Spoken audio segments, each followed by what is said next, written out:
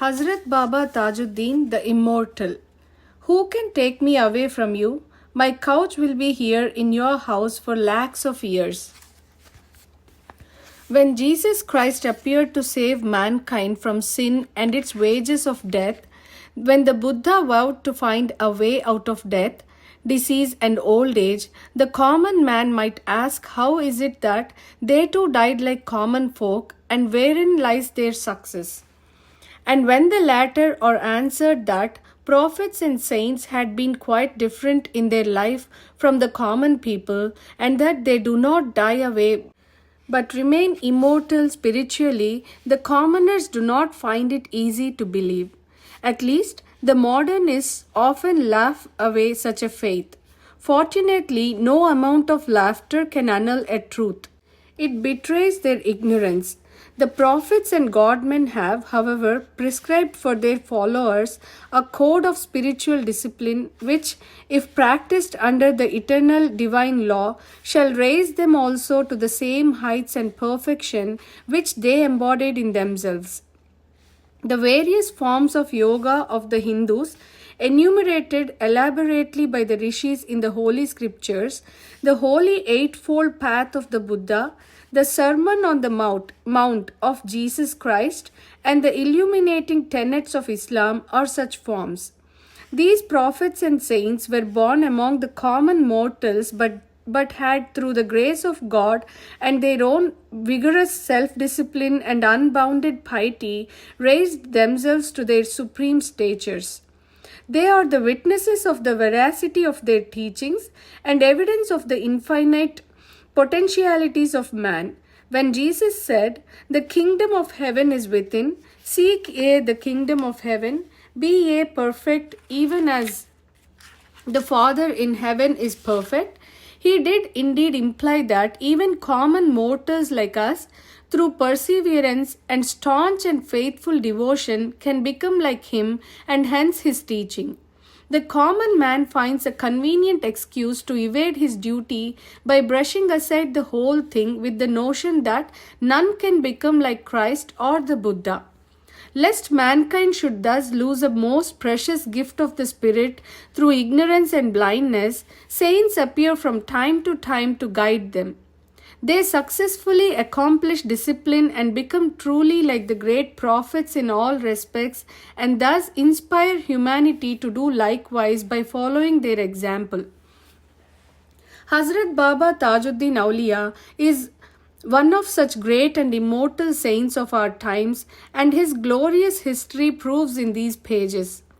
Besides showing his spiritual glory when he was alive, he did and does demonstrate even now that prophets and saints do survive death, that their death differs from the common man's death in that they respond to the petitions of their true devotees even after their physical death as really as when they were alive, and that they in some cases even appear physically before some of the devoted.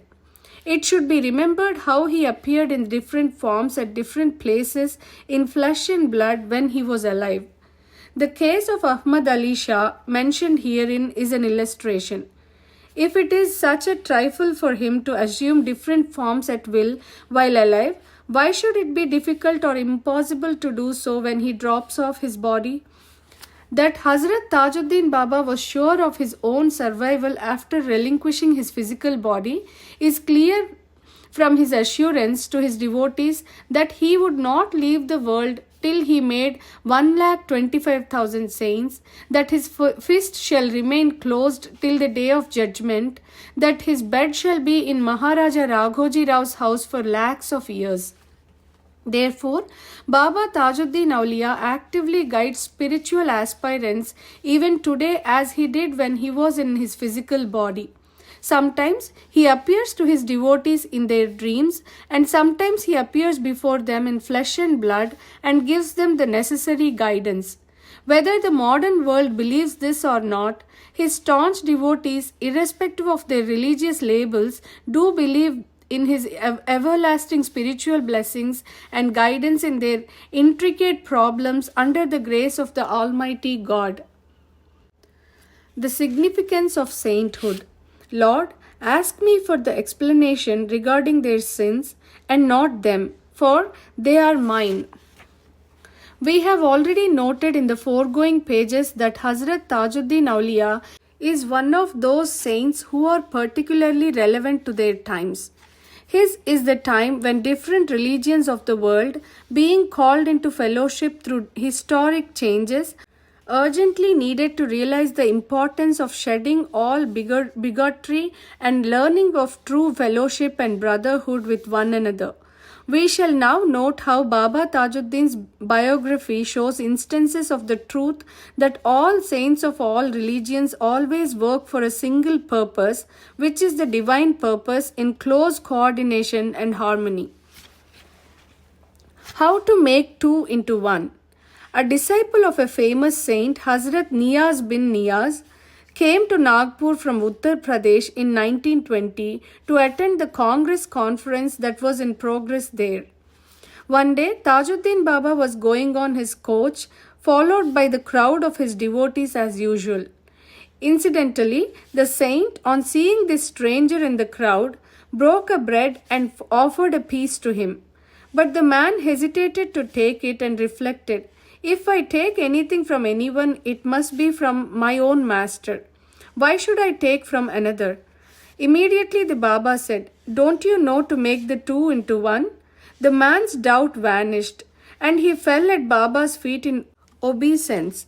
These remind us of the words of Ramana Maharshi that all realized saints constitute a unity in knowledge which all of them embody. Parsi Saints' Homage. The famous Parsi saint Meher Baba, who passed away recently, was mysteriously initiated by Baba Jan, the woman saint, in 1913-14 in Pune. After he attained some progress spiritually, she directed him to spend a long time with Baba Tajudeen. Accordingly, he came and stayed with Baba Tajudeen for a long time. One day the Baba said, "Close your eyes and then see God's word." Maybe this made Meher Baba remain silent ever after, as he did for the rest of his life. When Meher Baba again visited Nagpur in 1958, Maharaja Raghoji Rao sought his blessing. Meher Baba wrote on a slate, "You are already blessed by Tajudeen Baba. What more can I do?" Later, he went to Tajudeen Hall and sat in meditation for some time. Karim, one of the chief disciples of Baba Tajudeen, also went there and prayed silently. "Meher Baba, pray for me also." Immediately, Meher Baba kept his hand on Karim's heart and pointed at Baba Tajudeen's portrait in the hall, meaning, "How shall I pray for one whose heart is full of Tajudeen?" This reveals how deeply Meher Baba revered Hazrat Tajudeen Baba. Neelakantha Rao's case. Mr. Neelakantha Rao of Maharashtra was an employee in an office in Jabalpur. He had a photograph of Baba Tajudeen to which he regularly offered incense and salutations daily. One day, he was so much engrossed in meditation that he forgot the Baba's photo, his house and everything, when suddenly Baba Tajudeen appeared personally before him. Neelakantha Rao was overpowered with the state of ecstasy and became unconscious. Everyone in the house was awfully frightened and even a doctor was summoned. But he regained his consciousness only the next day. The effect of could be seen clearly on his face. In that state, he went to Baba Tajudeen and remained in his service for several days. One day, the Baba ordered him to visit another saint, Keshav Dadaji Dhuniwala of Sai Kheda, who was a Hindu guru. It was Karim Baba who also accompanied Neelakantha Rao to Sai Kheda. But even before they reached the place, Neelakantha Rao was in ecstasy and went on singing and dancing with the following verses. Whoever recognized Muhammad as his captain, he already reached the shore. There are lakhs of steps in this ocean.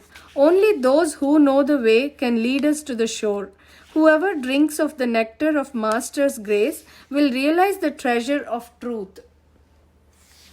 When they reached Sai Kheda, they saw Dadaji even from a distance, sitting among his devotees on a Chabutra platform, and the devotees were singing the praise of Dadaji's powers of transforming anyone at a glance.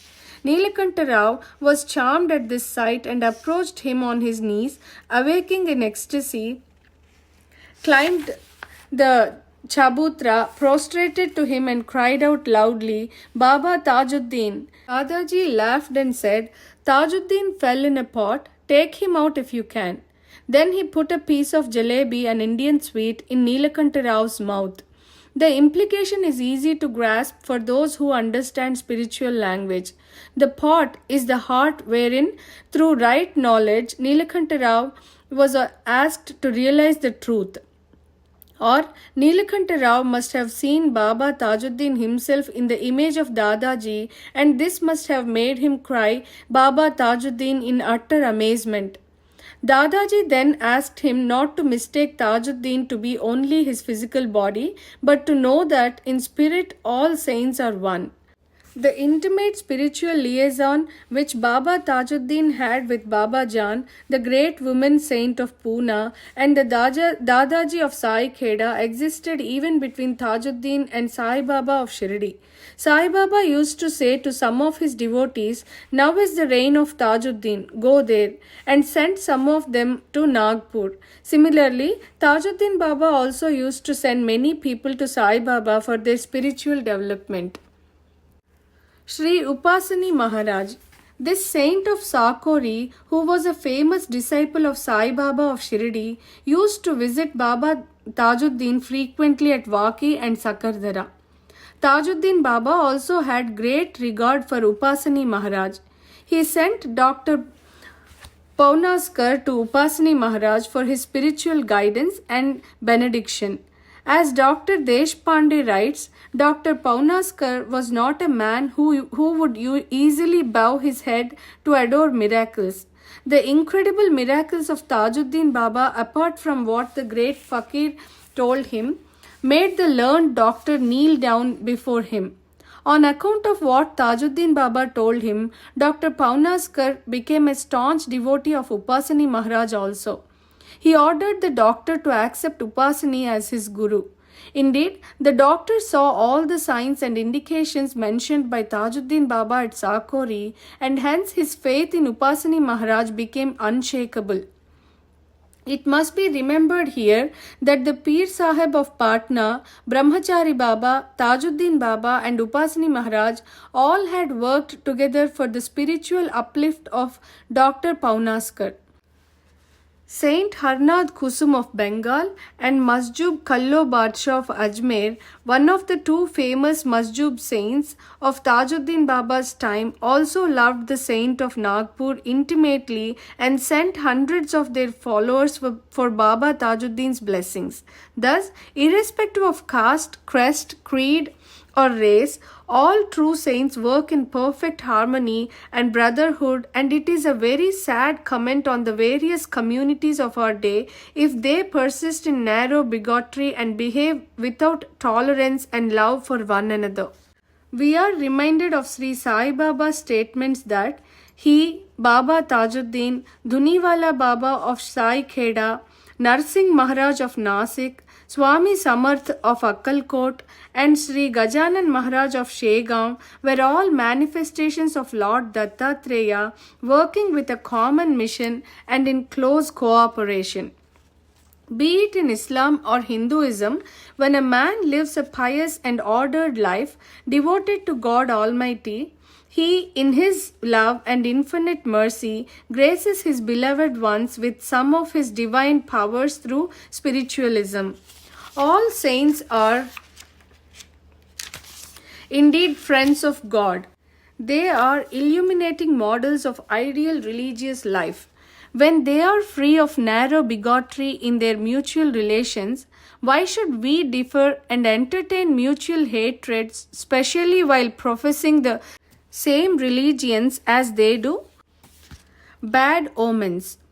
Today, the world is thirsting for peace, but to the religious, the omens are not good despite all the best efforts of man. Kipling said, "East is east and west is west. Never the twain shall meet."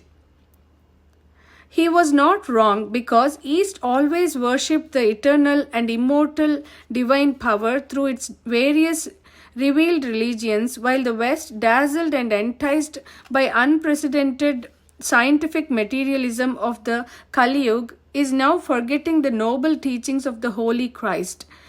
Result: there is over increasing greed, mutual hatred, rivalry, all round indiscipline, and suspicion, the bitter enemies of society and world peace. Only resurrection of religious faith and discipline can save the world from its irreligious trends and progressive nuclear inventions which defy and often insult divine powers in the current world affairs. After all, man is only a humble creature of God.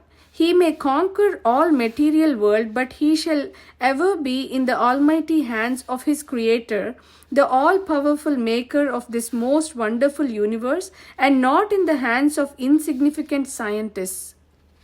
May God, in His infinite mercy and grace, grant us due wisdom to realize His powerful might, and may He bless us with mutual love to create peace on earth. Amen. Light of love. God is love. Therefore, the saints too become embodiments of Lord's mercy to the same degree as they merge their ego in Him by constant meditation. When the ego is totally absorbed in Him, such a saint's mercy would also be infinite like the Lord's. This was what Jesus told His disciples when He said, "Be ye perfect even as the Father in heaven is perfect." For the Lord does not judge and sends rain and sun on all people alike, irrespective of their merits or sins. Such was the mercy of the Buddha, of the Christ, and Muhammad. The greatest of saints produced in each of the religions are thus the nearest approximations to these prophets of truth and love. Baba Tajudeen is undoubtedly one such. Let us illustrate the point. One day, a prostitute visited Huzur Tajudeen to do homage to him and sung thus, "Here stay good ones. Where can sinners go?" Huzur Baba immediately replied, "Good ones must go there, all sinners must come here." O merciful Lord, be it so. On another occasion, Baba Tajudeen sat leaning against a mandir in the outskirts of Sakardara. Thousands of devotees flocked around him. He looked at them and, raising his eyes towards the sky, said, "Lord, ask me for explanation regarding their sins and not them, for they are mine." How merciful of him to make himself accountable for all their sins. While Tajudeen Baba was a great spiritual teacher to his disciples, he was more loving than a mother to his devotees. He never left them sad on any account.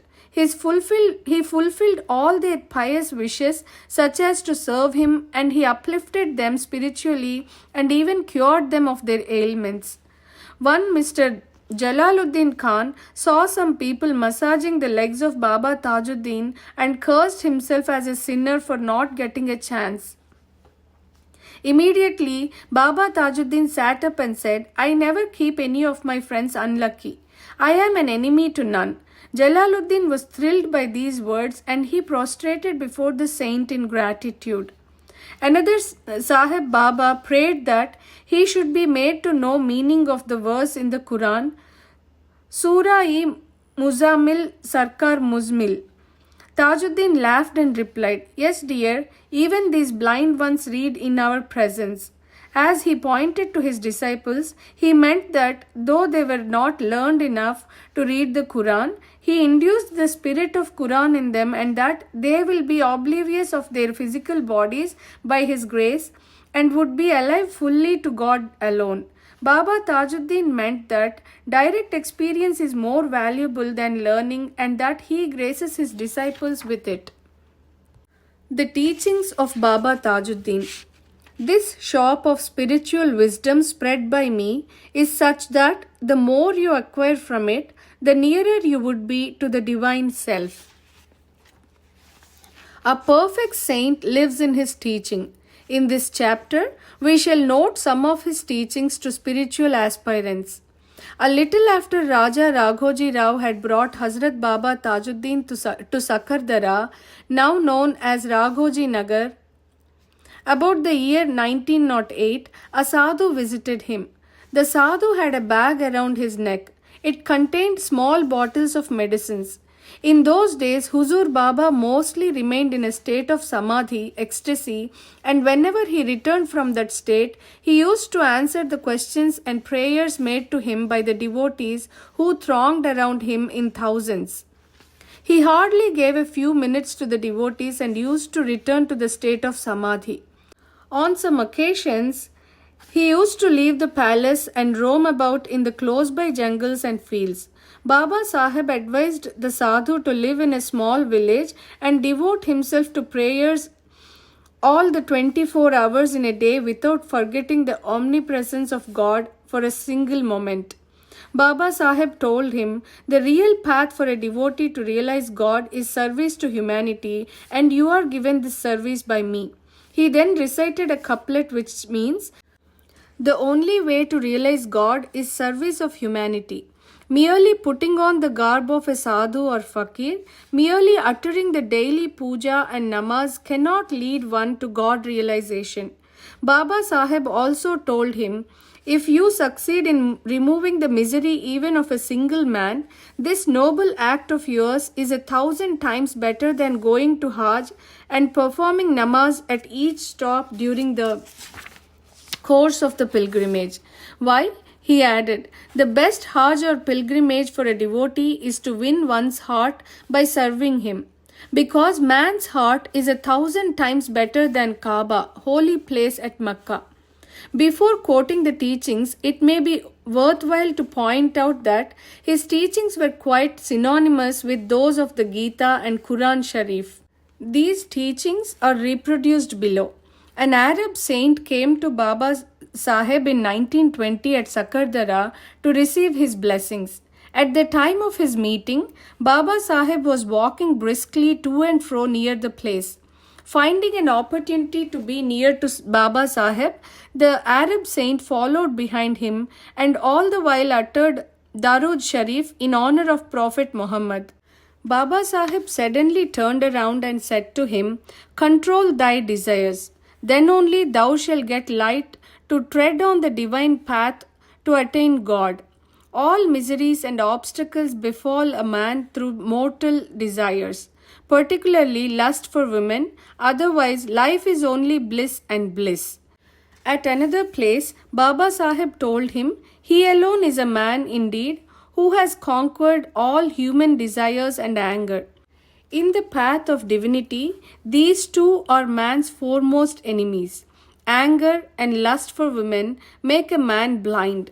There is no other way out for a man but to conquer these deadly enemies if one wants to tread on the path of divinity and attain God.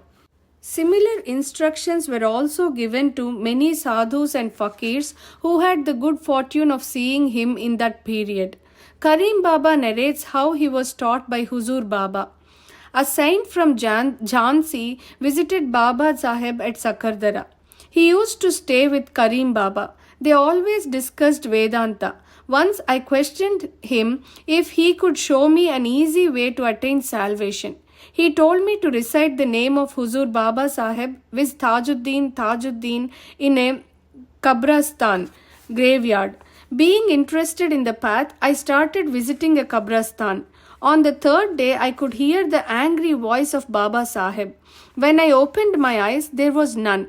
I could hear some voice again when I started the japa again by closing my eyes. I got nervous and left the place and reached Sakardara late. At about 3 a.m., I saw Baba Sahib standing near my hut. As I went quite close to him, he uttered, "Who asked you to dig out big mountains?" He then gave me a matchbox saying, "Why do you knock about here and there?" He also spoke out a few more words which I could not follow. Thereupon I spoke to him within my mind itself, "Huzur, I could not understand you." No sooner I uttered these words in my mind than Huzur Sahib slapped me saying, "Why pretend ignorance? Thereafter, taking a shawl from one bystander, he gave me one end of it by holding the other one himself and asked me to spread it out on the ground and said, "This is a shop." He then read out a couplet. This shop of spiritual wisdom spread by me is such that the more you acquire from it, the nearer you would be to the divine self. He added, He is within my heart, which is in his hands, just in the same manner this mirror is in my hand, in which I can see my face. He exists in my heart, which is a mirror, whenever I have a glimpse of him. I have only to look within and the divine self is seen crystal clear. He further recited, O ignorant, why roam about unnecessarily here and there? The mirror you carry within you carries the beloved in it. And thou art the earthen cup, thou art the potter, thou art the soil of which the cup is made. Thou alone drinketh of that cup, and thou alone purchaseth the earthen cup, and then thou alone destroyeth the cup and departeth. Once he said, one who sees himself and realizes who he is, and does not stop there but goes on his quest for truth and knowledge divine till he becomes perfect, he realizes God. At another place he has said, if you want to see God, the only way is to know yourself.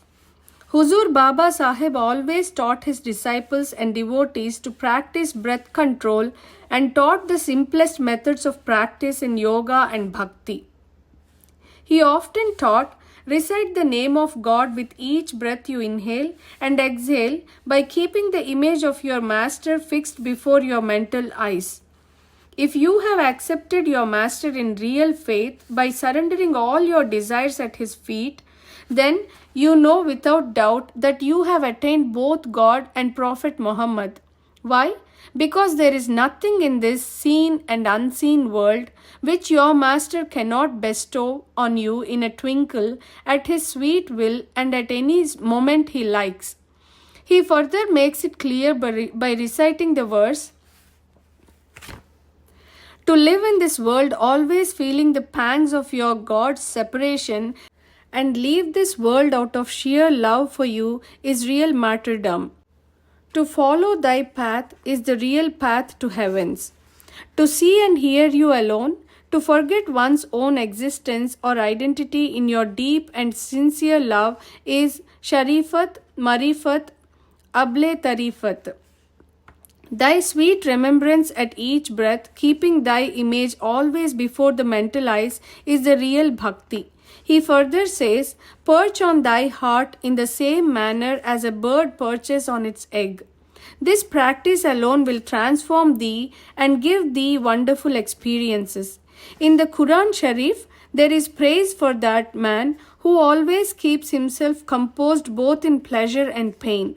Neither I get overjoyed in happiness, nor do I sink within my heart in unhappiness. I keep such strength of mind that visitations by happy and unhappy moments meant nothing to me but visits by guests who came, stayed a while and departed. Complete renunciation or freedom from desires is the real path for a fakir, saint. If you surrender yourself at the feet of God in this way and solely depend on His will, then rest assured, He will take care of you in all respects and bestow on you everything on earth and heaven, irrespective of whether you crave for them or not. Om Shanti Shanti Shanti.